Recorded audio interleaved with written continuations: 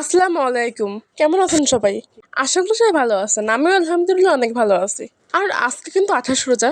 আর 28 রোজায় আম্মু কি কি ইফতার বানালো তারা সবকিছুই কিন্তু আছে এই ভ্লগে। সো আপনাদের কাছে ভ্লগটা পুরো দেখার অনুরোধ রইল আমার। আর আজকে কিন্তু আমার বানিয়েছিল আলুর চপ, বেগুনি আর হচ্ছে কি আপনার ঢেঁড়সের চপ। ঢেঁড়সের চপ বলতে এটাকে আঞ্চলিক ভাষায় কিন্তু আপনার ভেন্ডিও বলা হয়। আর বেশিরভাগ মানুষই কিন্তু ভেন্ডি বলে, বাট আমি ঢেঁড়সই বলি। আমার কাছে সহজ ভাষা মনে হয় ঢেঁড়স। আর ঢেঁড়সের চপ কিন্তু অনেক টেস্টি হয় খাইতে। ঢেঁড়সের চপ বা ভেন্ডির চপ না বললেও এটাকে কিন্তু সবজির চপ বললে অনেকেই চিনবে। বাট সবজির চপ বানালে কিন্তু তার ভিতর অনেক কিছু দিতে হয়, অর্থাৎ অনেক প্রকারের শাকসবজি, যেমন পুঁই শাক, আলু আরো ইত্যাদি ইত্যাদি। কিন্তু আম্মু কিন্তু এখানে শুধুমাত্র ঢেঁড়সের চপ বানিয়েছিল।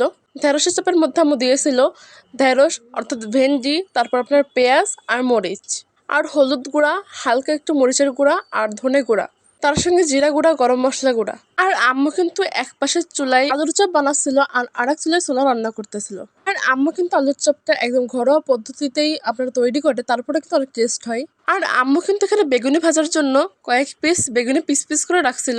আর ভেন্ডির চপ বানানোর জন্য আম্মু এখানে কয়েকটা ভেন্ডি পিস পিস করে কেটে রাখছিল। আর তার সঙ্গে পেঁয়াজ কুচি, মরিচ কুচি আরো ইত্যাদি ইত্যাদি। আর ভেন্ডির চপ কিন্তু অনেকেই বানিয়ে থাকে। আর আপনারা যারা আগে কখনো ভেন্ডির চপ বানাননি তারা কিন্তু অবশ্যই আজকে বাসায় ট্রাই করবেন যে কেমন লাগে ভেন্ডির চপটা। আমার কিন্তু অনেক ফেভারিট একটা খাবার ভেন্ডির চপ। আর ভেন্ডির চপ বানাতে কী কী লাগে আমি কিন্তু ব্লগের ফার্স্টে আপনাদেরকে বলছি, তারপর আবারও বলতেছি। ফার্স্টে আপনারা কয়েকটা ভেন্ডি পিস পিস করে কেটে নেবেন, তারপর তার সঙ্গে কয়েকটা পেঁয়াজ আর কয়েকটা কাঁচা লঙ্কা মিশিয়ে নেবেন। আর তার সঙ্গে ধনে গুঁড়া, মরিচ গুঁড়া, হলুদ গুঁড়া, জিরা গুঁড়া, গরম মশলা গুঁড়া এগুলো দিয়ে দেওয়ার পরে ভালোভাবে এগুলোকে মিক্স করে নিতে হবে। আর আম্মু কিন্তু এইদিকে বেগুনি বানানোর জন্য বেগুনের বেসনটা গুলিয়ে নিছে আর তার ভিতরে বেগুনগুলোকে ছেড়ে দিছে। আর এদিকে কিন্তু আলুর চপগুলো তৈরি হয়ে যাচ্ছিল।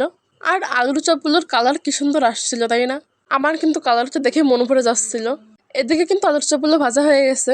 আর এবার আম্মু তেলে ছাড়বে বেগুনিগুলো। আর বেগুনিগুলো কিন্তু আমার অনেক পছন্দের একটা খাবার বেগুনি।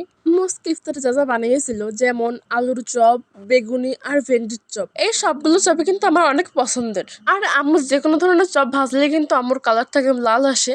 আর চপগুলোর কালার যদি লাল হয় তাহলে কিন্তু দেখতে অনেক সুন্দর লাগে। আর এদিকে কিন্তু আপনার আলুর চপ আর বেগুনিটা তৈরি হয়ে গেছে।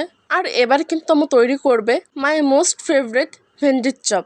আর আম্মু কিন্তু এদিকে সবকিছু দিয়ে একসঙ্গে মিক্স করে নিচ্ছিল। আর ভেন্ডির চপের ভিতরে কিন্তু পেঁয়াজের পরিমাণটা বেশি হওয়া লাগবে। পেঁয়াজের পরিমাণ বেশি হলে কিন্তু খাইতে অনেক সুস্বাদু হয়। আর ভেন্ডির চপে এই মিশ্রণটা কিন্তু অনেক সুন্দরভাবে করতে হবে।